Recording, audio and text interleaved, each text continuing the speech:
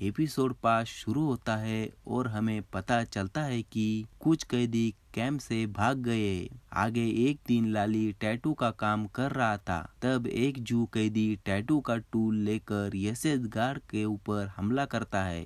तब स्टीफन उस कैदी के गले पर पैर रखता है और तब तक दबाता है जब तक वो मर नहीं जाता। फिर स्टीफन वहां से चला जाता है। यह सब लाली के सामने होता है। अब लाली धीरे धीरे जिंदा रहने की उम्मीद खोने लगता है। आगे स्टीफन लाली और गीता को मिलने के लिए हेल्प करता है। तब गीता लाली को बताती है कि सैड मत हो, कल कुछ कैदी यहाँ से भाग गए थे। वे बाहर की दुनिया को बताएंगे कि यहाँ क्या हो रहा है। और मैंने आज ऊपर आकाश में कुछ प्लेन देखे, वे जर्मन नहीं थे। कुछ ही दिनों में हम आज़ाद हो जाएंगे। और फिर वो लाली को दिलासा देती है। आगे कुछ दिनों के बाद जर्मन वॉर में हार की तरफ जा रहा था। तब ऑश्विट्ज कैंप के सभी डॉक्यूमेंट जलाने के ऑर्डर दिए जाते हैं और सभी कैदियों को एक दूसरे कैंप में भेजने वाले होते हैं। तब बेला गीता और चिल्का को भाग जाने का प्लान बताती है।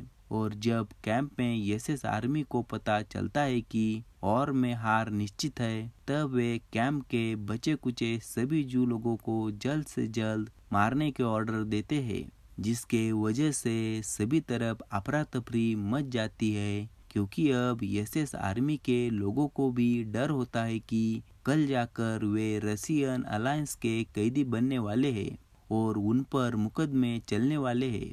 और जब लाली को पता चलता है कि कैंप की सारी औरतों को पैदल किसी दूसरे कैंप में लेकर जा रहे हैं, तब लाली गीता को बताता है कि तुम ब्राटिस्लावा में जाना और शॉन नाम के एक डिपार्टमेंट स्टोर में मैनेजर से मिलना, वो तुम्हारी मदद करेगा। फिर लाली उसे कहता है कि अपना ख्याल रखना, मैं तुम्हें वहाँ मिलने आऊँगा। आगे स्टीफन आखिरी बार लाली से मिलने आता है, क्योंकि अब इस कैंप में एसएस आर्मी की लोगों की ज़रूरत नहीं होती है, इसलिए उसे किसी दूसरे कैंप में भेजने वाले होते हैं। स्टीफन भी कहीं ना कहीं अंदर से डर रहा होता है, क्योंकि उसने इस कैंप में जो काम किए होते हैं उसके लिए उसे ना रशियन अलायंस माफ करने वाली होती है, ना ही भगवान।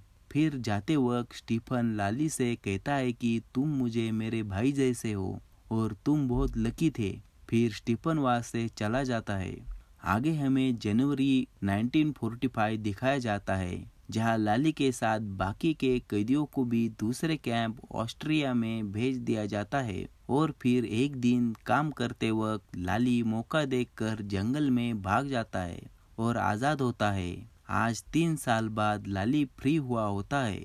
आगे लाली चलते चलते रशियन अलायंस के ऑफिस में पहुंचता है और उन्हें बताता है कि वो एक जू है और उसे खाना और पानी चाहिए। वे लोग लाली को खाना पानी तो देते हैं, पर उसे एक रूम में कैद करके रखते हैं।